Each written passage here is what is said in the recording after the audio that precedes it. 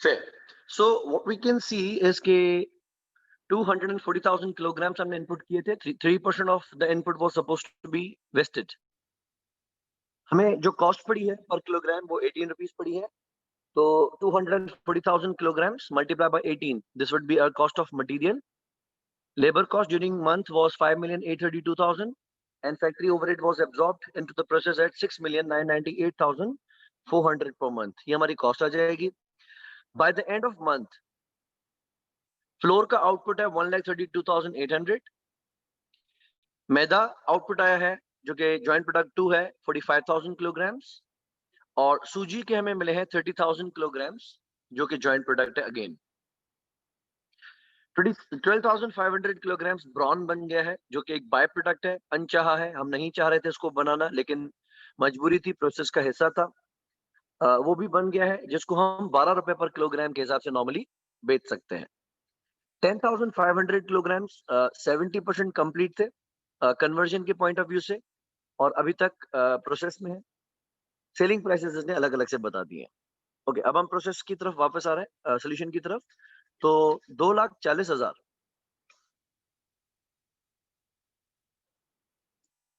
का इनपुट है, उसका 3% you can see on the formula cell के इसका हमने 3% लगाया है एज अ लॉस 7,200. बाकी we were expecting 2,32,800 kilograms to be received from the process. So this was expected output. Actual output क्या हुआ है कि हमें फ्लोर के मिले हैं 1,32,800 kilograms. This is actual output. मैदा हमें आया है 45,000 एंड सूजी मिली है 30,000 और ब्रॉन मिला है 12,500 का और 10,500 किलोग्राम्स अभी प्रोसेस में है. लिहाजा 2,000 किलोग्राम्स का कोई हिसाब किताब नहीं बैठ पा रहा. वो इनपुट में तो आए हैं लेकिन आउटपुट में नहीं आ पाए हैं. तो हेंस वी आर कंक्लूडिंग कि this has been an abnormal loss. उसके बाद हमने कैलकुलेट किया प्रोसेस कॉस्ट. मटेरियल हमने कैसे कैलकुलेट किया? 2,40,000.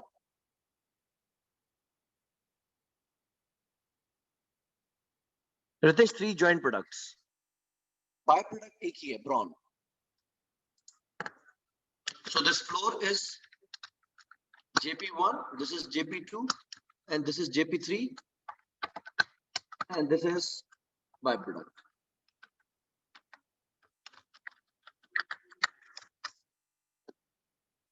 ठीक है, as mentioned in question के 3 joint products है और एक byproduct बनता है.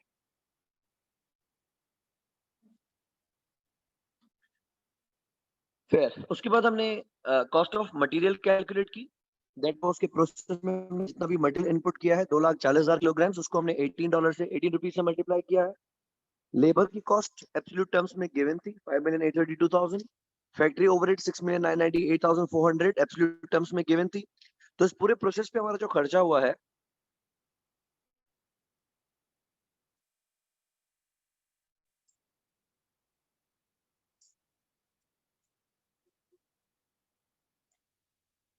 That is 17,150,400. अच्छा, अब इसमें से हम वैसे एक तो माइनस करेंगे scrap value of normal loss जो कि इस क्वेश्चन में गिवन ही नहीं है, तो हमने इसको डॉट छोड़ दिया. और दूसरा हम रखेंगे resale value of by product. तो बाय प्रोडक्ट के हमारे यूनिट्स कितने थे? 12,500 और उसकी स्क्रैप वैल्यू क्वेश्चन में कितनी बताई गई थी? इट वाज 12 रुपए पर किलोग्राम. तो हमने इसको देखिए फॉर्मूला शीट में ना फॉलो करेंगे. क्या किया है?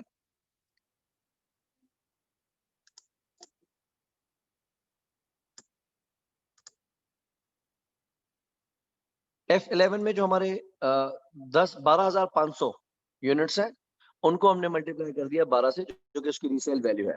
ये बन गया 150,000. बाकी बच गई जॉइंटली इंकर्ड कॉस्ट 17,400,000. हमने ये डिस्कस किया था कि जॉइंट प्रोडक्ट्स को खर्चा चाहे वॉल्यूम के बेसिस पे दिया जाए, चाहे सेल्स रेवेन्यू बेसिस पे दिया जाए, चाहे एनआरवी बेसिस पे दिया जाए, लेकिन एबनॉर्मल लॉस को कॉस्ट हमेशा ठीक है, एबनॉर्मल लॉस को कॉस्ट हमेशा वॉल्यूम के बेसिस पे चार्ज की जाएगी। तो हम ईपीयू की तरफ आते हैं। ये आगे हमारे इक्विवेलेंट प्रोडक्शन यूनिट्स। फ्लोर के 1,32,800, मैदा 45,000, सूजी 30,000, बाय प्रोडक्ट 12,500, एबनॉर्मल लॉस 2,000 और क्लोजिंग डब्ल्यूआईपी 10,500। ये हमारे यूनिट्स है। तो 2,32,800 यहाँ से आप वेरीफाई कर सकते हैं। 2,32,800 ये हमारा हो गया एक्सपेक्टेड गुड आउटपुट, जिससे हमने अपने खर्चे को तकसीम करना है। And this is volume. Conversion के पॉइंट ऑफ व्यू से फ्लोर मुकम्मल है, मैदा मुकम्मल है, सूजी मुकम्मल है, बाय प्रोडक्ट मुकम्मल है, एबनॉर्मल लॉस के 2,000 यूनिट्स हो गए हैं, जबकि क्लोजिंग डब्ल्यूआईपी के 10,500 यूनिट्स अभी 70% कंप्लीट है।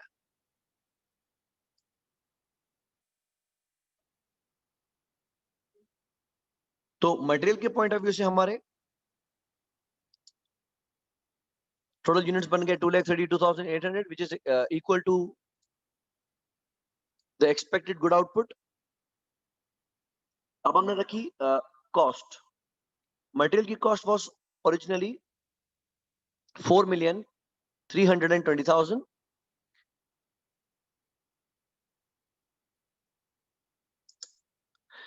ठीक है, इसमें से हमने माइनस कर दी resale value of by product. बाकी हमारे पास ये वैल्यू है 4,170,000। और लेबर और फैक्ट्री ओवरहेड की कॉस्ट ये हमने दोनों मिला दी। We were given two separate cost. Labour का खर्चा ये था 5,832,000 एंड फैक्ट्री ओवरहेड वाज 6,998,000। तो सेल वैल्यू देख सकते हैं, this is F17, this is F18। यहाँ पे हमने F17 और F18 को प्लस कर दिया है, यानी this would be total conversion cost. Material की कॉस्ट को मटेरियल के ईपीयू से डिवाइड कर दिया एंड कन्वर्जन कॉस्ट को कन्वर्जन के ईपीयू से डिवाइड कर दिया। We are getting the cost per unit.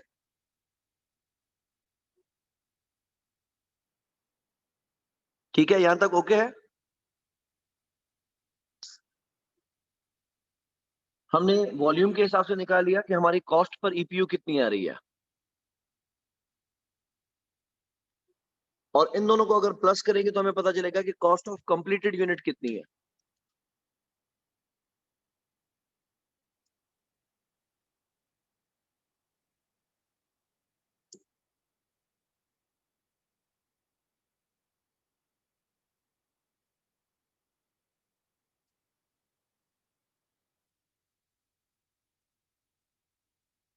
ठीक है, ऑन दैट बेसिस हमने ये कॉस्ट कैलकुलेट की है।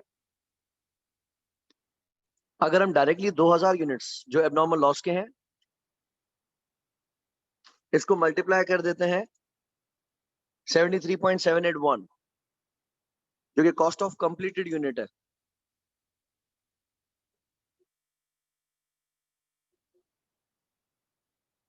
तो वी आर गेटिंग दिस।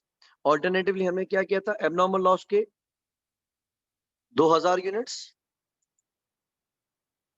इनको cost per EP of material से मल्टीप्लाई कर दिया,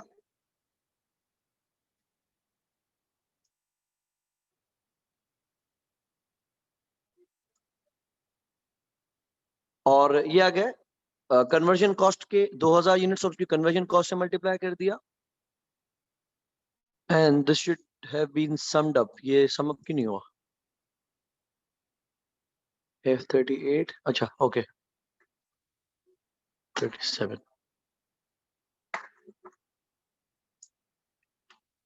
फेयर, एक शायद फॉर्मूला इशू था। खैर, हमारी जो एबनॉर्मल लॉस की वैल्यू है, जो कि हम डायरेक्टली भी कैलकुलेट कर सकते हैं या फिर हमने सेपरेट करके भी किए, तो you can observe this is 1,47,563। ये एबनॉर्मल लॉस की वैल्यू आ गई। फिर फ्लोर के यूनिट्स कितने हैं, आप सेल्स को देख लें। फ्लोर के आउटपुट को cost per EP of material से मल्टीप्लाई किया, और फ्लोर के कन्वर्जन आउटपुट को कन्वर्जन कॉस्ट की ईपीयू कॉस्ट पर ईपीयू से मल्टीप्लाई किया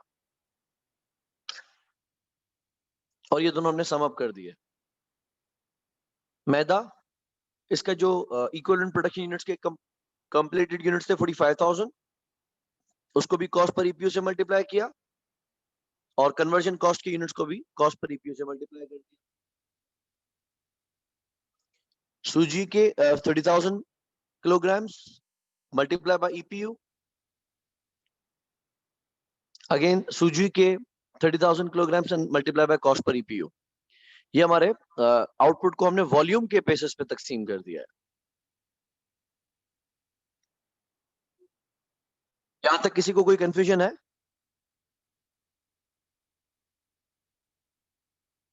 सन साहब को यहां तक कोई कंफ्यूजन थी या आगे हमने जो नहीं किया था बस उसकी तरफ आना है? अच्छा, एक तरीका हमारा ये हो गया। दूसरा हमारे पास जो रिक्वायरमेंट है that is to charge on the basis of sales volume, sales revenue.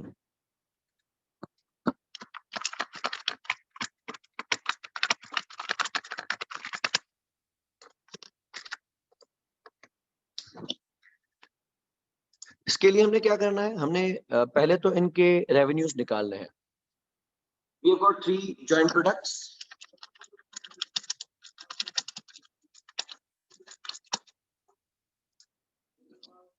Floor, maida and सूजी। क्वेश्चन में देखें, इनकी सेलिंग प्राइसेस गिवन है 40, 60, 75।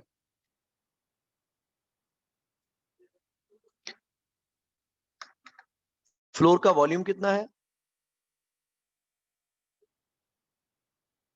1,32,800 मल्टीप्लाई,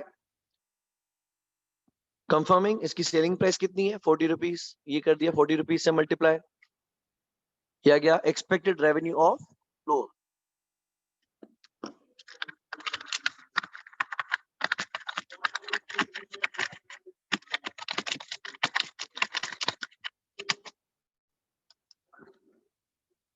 नेक्स्ट, मैदा यूनिट्स कितने हैं? 45,000। सेलिंग प्राइस वेरीफाई कर रहे हैं, इट्स 60 रुपीज, ये रखा 60 rupees.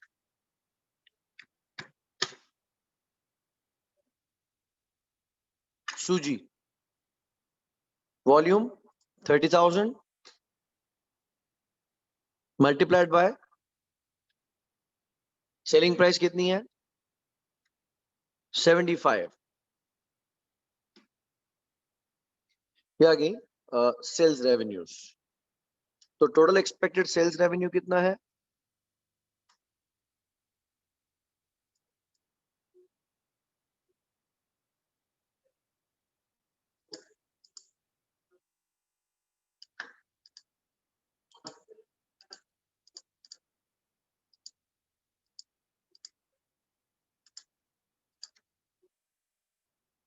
This is our expected revenue. अब हम कॉस्ट को तकसीम करेंगे ऑन दैट बेसिस। हम देखेंगे हमारे पास कॉस्ट है कितनी जो कि एलोकेट करनी है। मैं वापस आ रहा हूं ऊपर। मटेरियल का खर्चा था, लेबर का खर्चा था, फैक्ट्री ओवरहेड का खर्चा था, ये हो गया हमारी टोटल प्रोसेस कॉस्ट।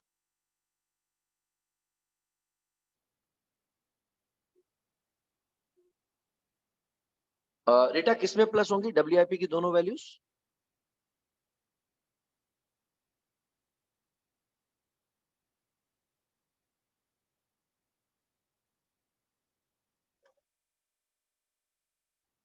ओके, तो हमारे पास प्रोसेस का खर्चा है 17,150,400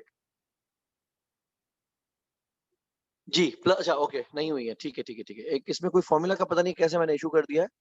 सो where it is and this one is correct, बिल्कुल। बाकी सब तो सही है ना? E41 F41, हाँ इसमें भी इशू है।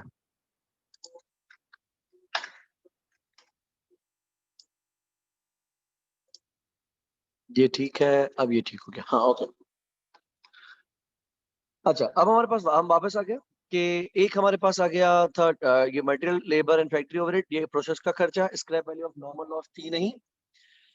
Resale value of by product हमने माइनस कर दी। Jointly incurred cost is 17,400,000। Abnormal loss को हमने खर्चा दे दिया 1,47,563। अच्छा, इसमें एक काम करते हैं कि हम क्लोजिंग WIP को भी खर्चा दे देते हैं।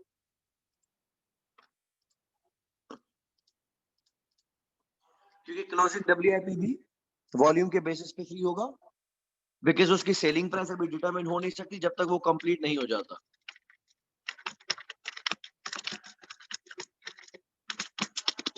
तो क्लोजिंग WIP को हम कितना खर्चा दे चुके हैं?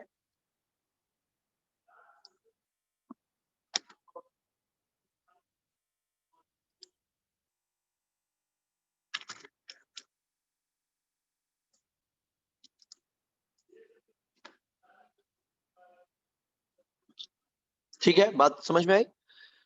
17,400,000 रुपीज का खर्चा था ज्वाइंट इंकर्ड कॉस्ट, जो कि हमने अभी प्रोडक्ट्स को चार्ज करना है। इसमें से एक आउटपुट है एबनॉर्मल लॉस, जिसको हम हमेशा वॉल्यूम के बेसिस पे खर्चा देंगे, रिलीव करेंगे। और क्लोजिंग WIP, क्योंकि अभी इसकी शक्ल तय नहीं हो पाई कि ये फ्लोर की शक्ल में आएगा, ये मैदा की शक्ल में आएगा, ये सूजी की शक्ल में आएगा, लिहाजा इसको भी हम वॉल्यूम के बेसिस पे कॉस्ट असाइन करके रख रहे हैं। अच्छा, बाकी हमारा ये खर्चा रह गया 16,245,117।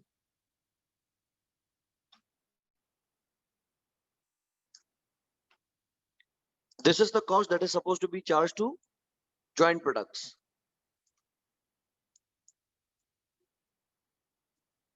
अब के बार हम ये खर्चा किस बेसिस पे दे रहे हैं? सेल्स रेवेन्यू बेसिस पे।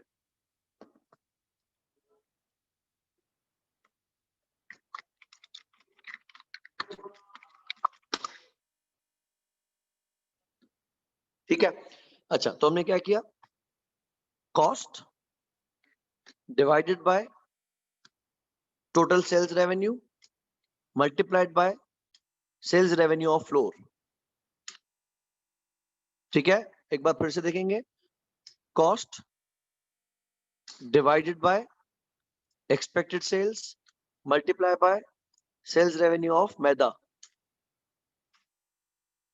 Cost divided by sales revenue multiply by sales revenue of सूजी।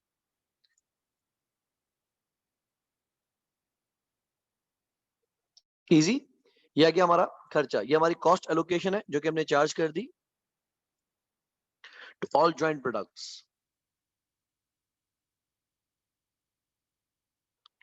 अब अगर हम कॉस्ट पर यूनिट निकालना चाहें तो हम इनको सिंपली इस कॉस्ट को उसके टोटल वॉल्यूम से डिवाइड कर देंगे। लाइक ये खर्चा है फ्लोर का, और फ्लोर के यूनिट से 1,32,800 से डिवाइड कर दिया। Cost divided by floor units, cost divided by units of maida, cost divided by units of सूजी।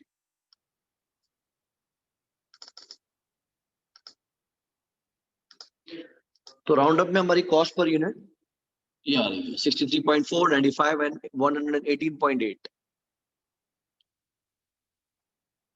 वॉल्यूम के बेसिस पे हमने जो खर्चा चार्ज किया था वो कुछ ये था, और ऐसे खर्चा चार्ज किया है वो कुछ यूं है।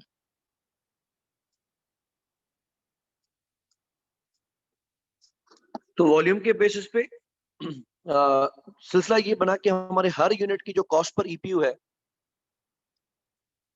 वो सेम है। यू कुड सी कि हमारा हर यूनिट 73.8 का ही था, जबकि यहाँ पे फ्लोर सस्ता है, मैदा उससे महंगा है, सूजी सबसे महंगी है।